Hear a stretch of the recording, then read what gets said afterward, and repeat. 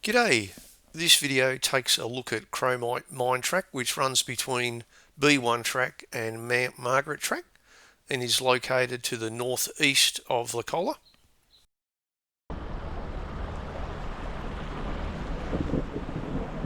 So the track itself actually just starts up the hill a little bit from the Wellington River, but I thought I'd just start the video at the river itself.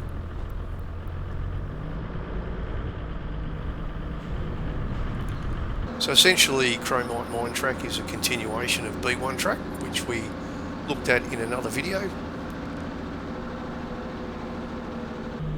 This is an awesome area to come and visit. As you can see, this was smashed in the 2025 fires. So some of the areas we drive through at the moment are just in a state of recovery. It's an awesome track. It winds its way through the Wellington River Valley.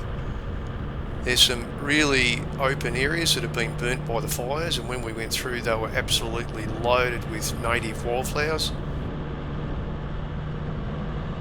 Here's one of the many spectacular lookouts along the track. You can see B1 Track in the distance.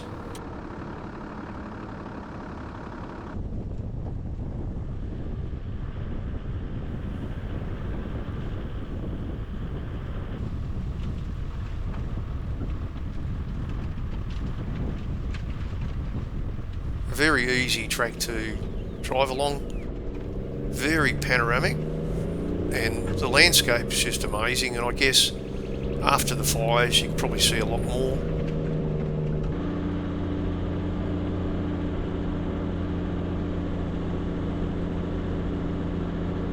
There are a handful of steep gradients along this track.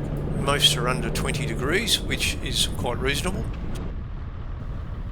There is one small obstacle along the track which we'll show later on, which is a short and steep climb.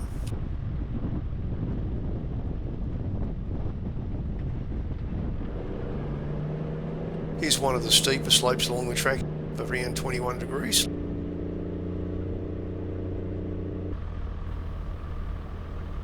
There's only one river crossing, that's Mt River.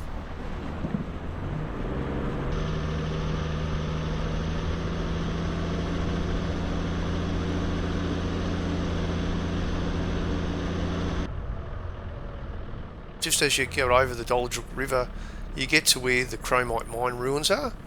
We drove down this track and this is what I believe they are. I think there was just more of an open cut mine. There's absolutely nothing left there anymore, but look, I may have got it wrong and perhaps we missed the actual ruins themselves.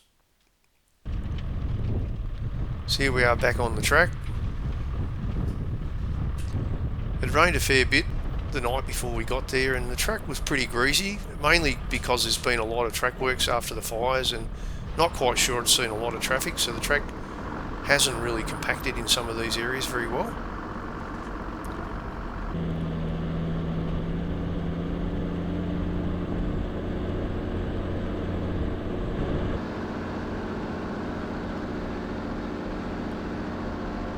So obviously, due to the track works following the fires, the track's in excellent condition. There's no real issues at all.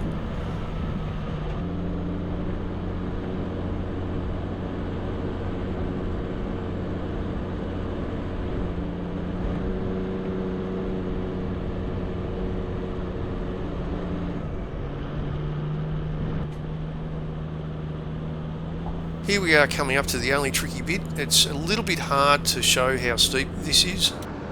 This little bit here, it's got a couple of little wombat holes and it's actually very steep. I didn't get the telemetry on it, but it's the only bit along the track that you might find yourself a little bit challenged. I actually threw the lockers in there, so it is reasonably steep, that little climb. But aside from that, the rest of the track's easy going. And if you really are concerned about something like that, just come in from the Mount Margaret side.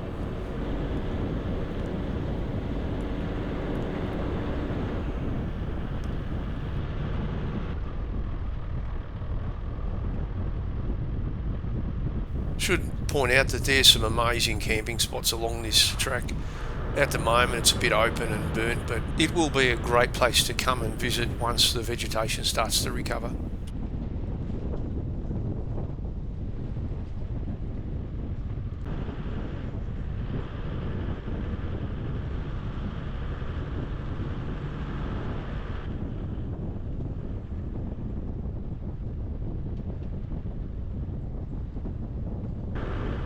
There are a couple of side tracks running off Chromite Mine Track.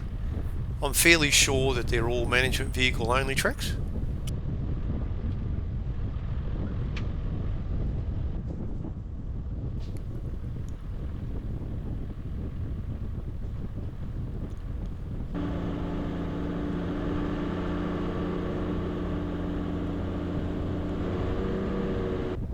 So this track would make an excellent loop if you were to do Mount Margaret, come around and do B1 and then go down Chromite or vice versa.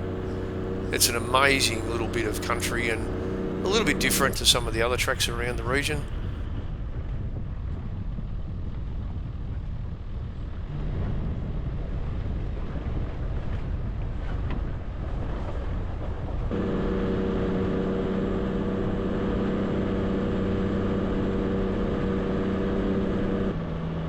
Here we are at the helipad, not far from the Mount Margaret Track. Spectacular views.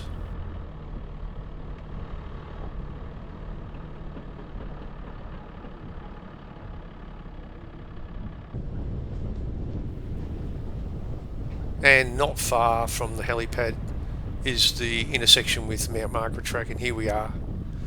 Okay, I hope you enjoyed the video. It takes about an hour and a half to complete Chromite Mine Track. I rate the track as a medium, mainly due to that short, steep little climb in the middle of the track, and there are a couple of moderately steep track gradients along the way.